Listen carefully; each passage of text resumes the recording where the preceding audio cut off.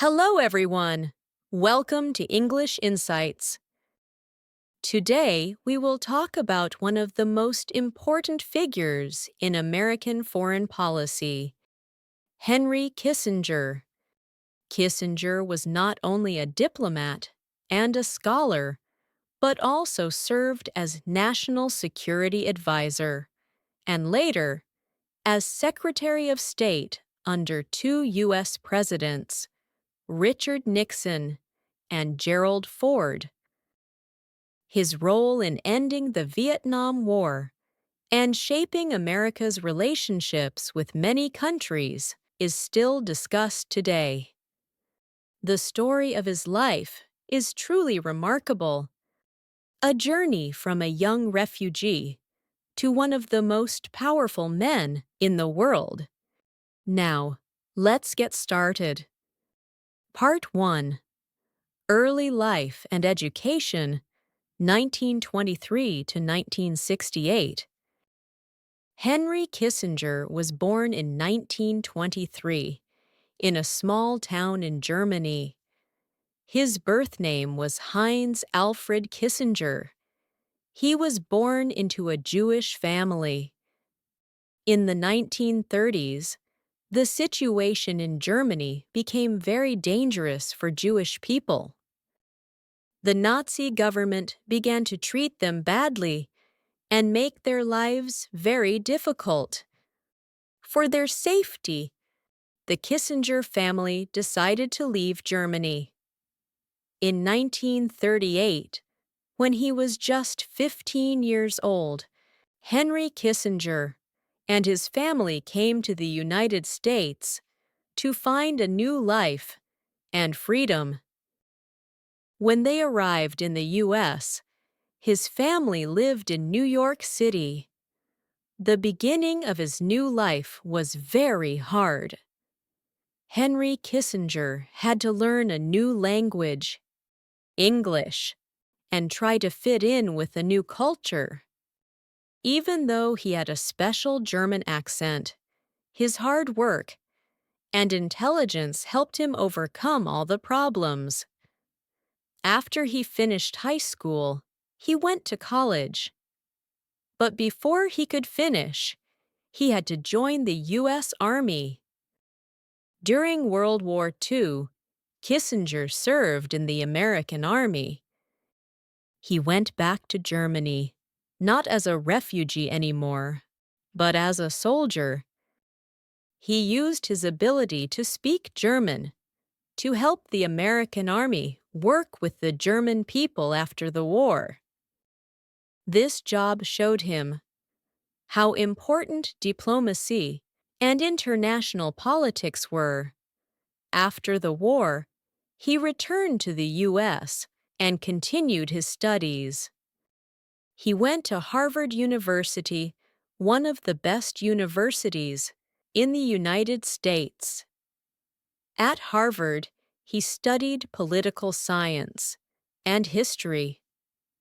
He was very hardworking and had a very sharp mind. He wrote many long papers and books about politics and diplomacy. One of his papers about the history of European diplomacy was considered very excellent. After he finished his studies, he became a professor at Harvard.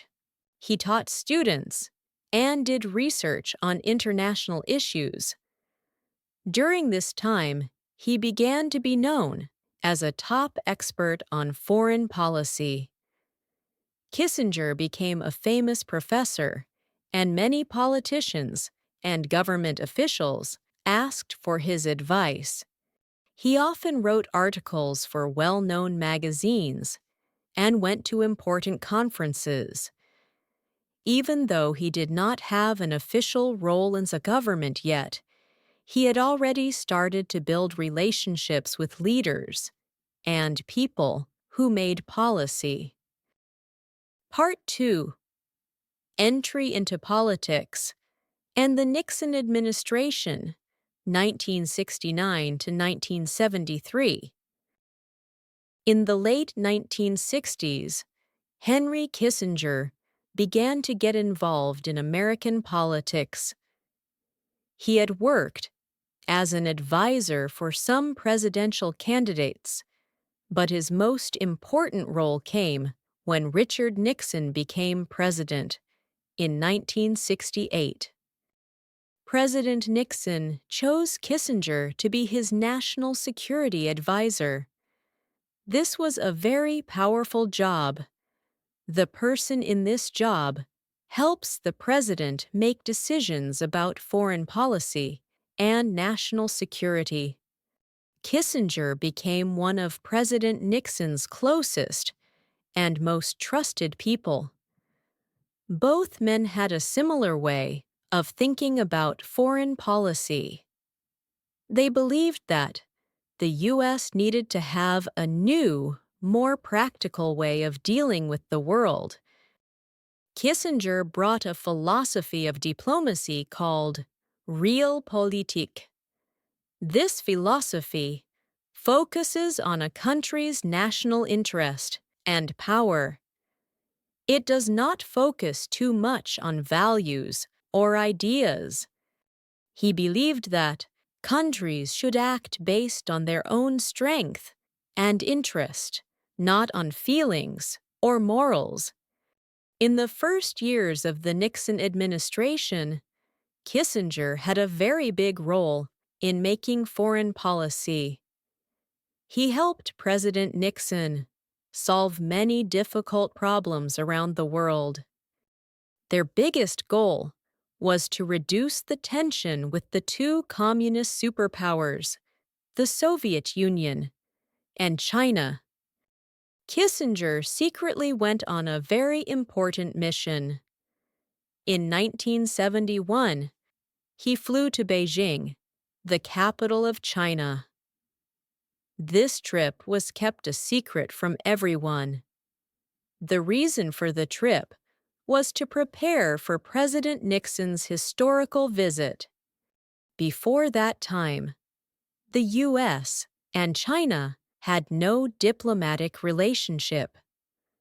Kissinger's secret trip opened a new time in the relationship between the two countries. It helped to change the balance of power in the world. Kissinger was successful in making China and the U.S. understand that working together would be good for both of them. After his secret trip, President Nixon visited China in 1972, an event that shocked the whole world. This made the Soviet Union worried and made them want to reduce tension with the U.S. as well. Kissinger also played an important role in the talks with the Soviet Union. He helped the two countries sign the Strategic Arms Limitation Treaty, SALT I, an important agreement to reduce the number of nuclear weapons. This policy of the U.S. was called Détente, which means a relaxing of tension. Because of Kissinger, the U.S. was able to improve its relationships with both the Soviet Union and China at the same time, which gave the U.S. a big strategic advantage. Part 3. His role in the Vietnam War. Diplomacy and military actions. When people talk about Henry Kissinger, it's impossible not to mention his role in the Vietnam War. In 1969, when Nixon became president, the war in Vietnam had been going on for a very long time and had become very difficult for the U.S. The American people no longer supported this war. The main goal of Nixon and Kissinger was to end the war in a way that was honorable. They did not want the U.S. to lose the war, but they also had to satisfy the American people who were very tired of the fighting. To achieve that goal, Kissinger developed a complex diplomatic and military strategy. He came up with the policy of Vietnamization. The goal was for the Army of South Vietnam to do the fighting by themselves, while the American army slowly left the country. This was a way for the U.S. to reduce its part in the war, while making sure that its ally could defend itself. At the same time, Kissinger started secret talks with North Vietnam in Paris, the capital of France. These talks were very difficult and went on for many years. Kissinger met with Le Duc Tho, a high-level diplomat from North Vietnam. Their meetings were very secret. They talked many times to find a way to end the war. These two men were very different. Kissinger was a famous scholar and diplomat, while Le Duc Tho was a veteran revolutionary. But they sat together to talk about a very big problem. The talks often hit a dead end. Kissinger and Le Duc Tho argued many times and could not agree. These secret talks were not easy. Even though the U.S. was slowly taking its troops out, the war continued. Kissinger had to fly to Paris many times for the talks, but each time was very hard. At some points, the talks almost failed completely. In addition to the talks, the Nixon and Kissinger administration also extended the war into Vietnam's neighboring countries, Cambodia and Laos. These two countries were used as hiding places and supply routes for the North Vietnamese army. To stop the North Vietnamese army from using these areas, the U.S. conducted secret bombing campaigns. These bombing campaigns were done without the U.S. Congress's permission and were not known by the American public. The goal was to put pressure on North Vietnam to force them to accept the peace terms. The bombings in Cambodia and Laos were very heavy. Hundreds of thousands of bombs were dropped. These actions caused a lot of damage and loss of life for the people of Cambodia and Laos. The war spread outside of Vietnam's borders, causing instability and chaos in the region. This action was strongly criticized by many people. They said that these secret bombings broke international law and had terrible consequences for the people of Cambodia and Laos. Some people defended Kissinger, saying that these actions were necessary to force North Vietnam to talk. They said that these military actions helped save the lives of many American soldiers by weakening the enemy. However, many others said that these actions actually made the war last longer and caused more suffering. Finally, in 1972, Kissinger and Le Duc Tho reached an agreement. This agreement was called the Paris Peace Accords. It was signed in January 1973. This agreement required the U.S. to take all of its troops out of Vietnam, and North Vietnam had to release all American prisoners of war. The agreement brought a short period of peace, though the war continued between North and South Vietnam. For their role in negotiating this agreement, Henry Kissinger and Lee Juk-tho were given the Nobel Peace Prize in 1973. However, Lee Juk-tho refused to accept the prize. Giving the prize to Kissinger caused a lot of controversy because many people believed that his role in the war was not completely for peace. Part 4. Global Diplomacy and Détente, 1973 to 1977. After the Paris Peace Accords were signed and the American Army left Vietnam, Henry Kissinger became the U.S. Secretary of State. This job made his power even bigger. He did not only focus on one area, but also expanded diplomacy to the whole world. One of his biggest successes was improving the relationship with the Soviet Union. His policy of détente helped to reduce tension between the two superpowers. During this time, the U.S. and the Soviet Union signed many important agreements to limit nuclear weapons. This made the world safer and helped to avoid a nuclear war.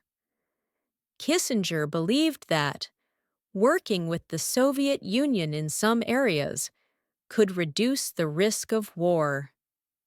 He met and talked with Soviet leaders many times. In addition, Kissinger also played an important role in solving conflicts in the Middle East. After the war in 1973 between Israel and the Arab countries, he started shuttle diplomacy. He flew back and forth between Israel and Arab countries like Egypt and Syria to talk. His trips were called shuttle because he constantly moved between the countries to be a go-between. His shuttle diplomacy helped reduce tension in the area and created a foundation for future peace talks. Even though these talks were very hard, his patience and negotiation skills helped to reach some important agreements. Kissinger's role in American foreign policy was very big. He helped the U.S. expand its influence around the world and find ways to solve complex problems. He is seen as a great strategist, a person who came up with many new ideas for American diplomacy. Kissinger worked with many leaders around the world and left a very big mark. He often gets praised as one of the best secretaries of state in American history. When President Nixon resigned in 1974, Kissinger continued to be the Secretary of State under President Gerald Ford. His role remained very important until he left his job in 1977. Part 5. Life after government and continued influence. After leaving his government jobs, in 1977, Henry Kissinger did not stop being an important person.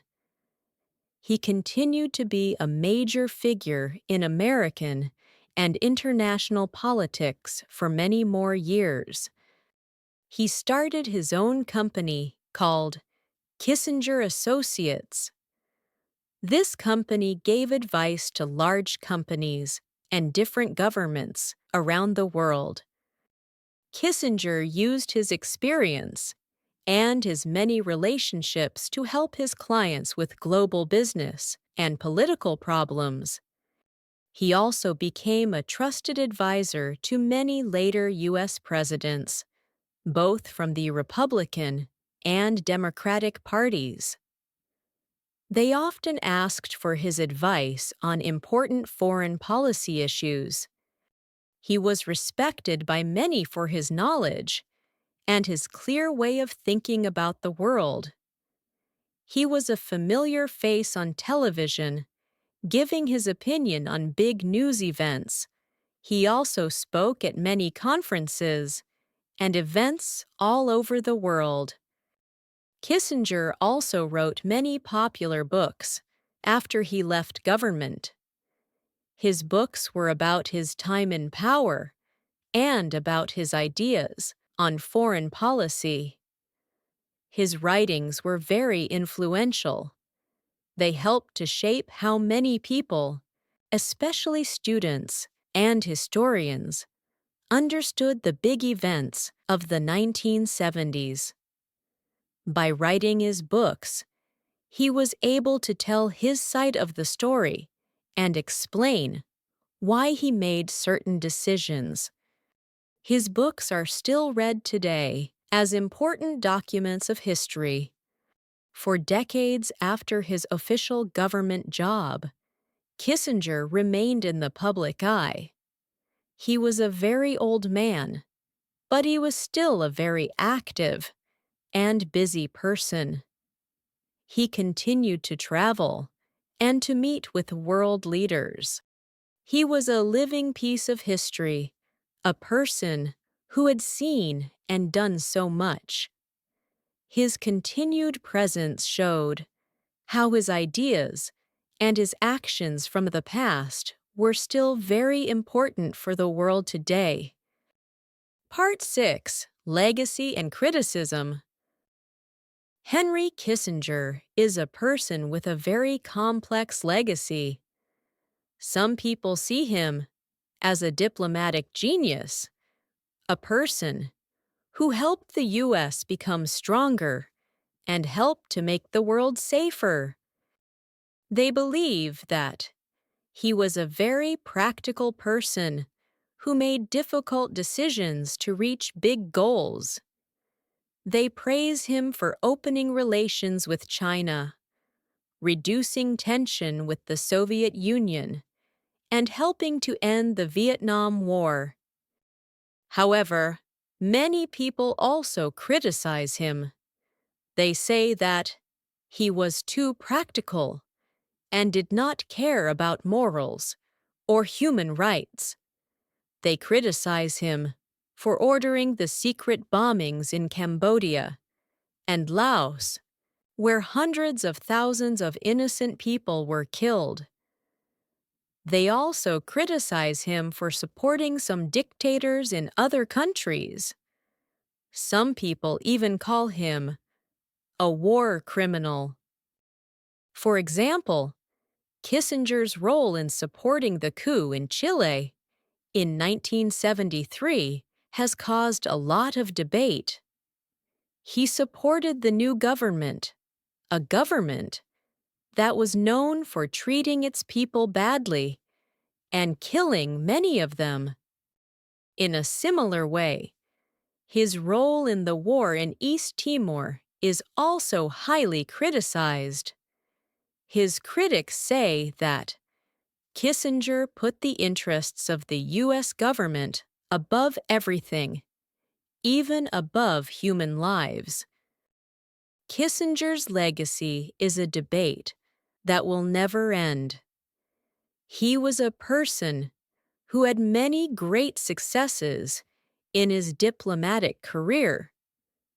But at the same time, he was also a person who caused many tragic results. He received a Nobel Peace Prize, but he was also accused by many people of brutal actions. The story of Henry Kissinger is a clear example of the complexity of politics and diplomacy. A person can be praised for big successes, but also criticized for wrong actions. Whether you support him or not, it is impossible to deny that he left a very deep mark on modern world history.